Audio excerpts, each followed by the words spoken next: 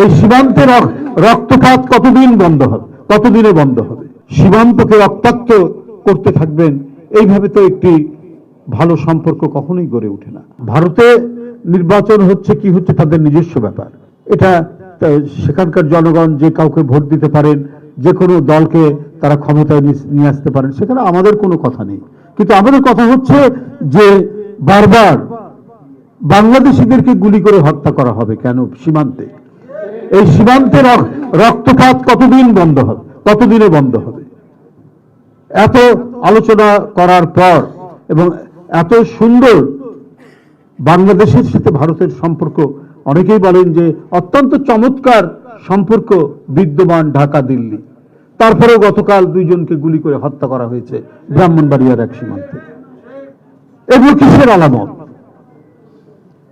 এটা তো পৃথিবী, এটা তো বাংলাদেশ, এমনকি ভারতের জনগণও তো চায় না যে প্রতিবেশী দুটি দেশ, সেই দুটি দেশ শান্তিপূর্ণ থাকতে চায়। আমরা আমাদের দেশের মানুষ যাকে ইচ্ছা তাকে ভোট দেবে, সরকার গঠন করবে, তারা নিজেদের ভাগ্য নিজেরা পরিচালনা করবে, নিজেরা ঠিক করবে। ভারত আরেকটি দেশ, তারা নিজেদের ভাগ্য নিজেরা পরিচালনা করবে।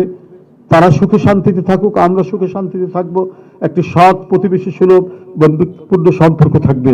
কিন্তু আপনি বারবার সীমান্তকে রক্তাক্ত করতে থাকবেন, এইভাবে তো একটি ভালো সম্পর্ক কখনোই গড়ে ওঠে না। তো সুতরাং দিল্লিকে অবশ্যই এই রক্তপাত বন্ধ করতে হবে। বাংলাদেশের সাথে যদি একটি স্থায়ী বন্ধুত্ব গড়ে তুলতে চান, তাহলে এই যে একটা সহিংসতার মনোবৃত্তি, এটা পরিহার করতে হবে।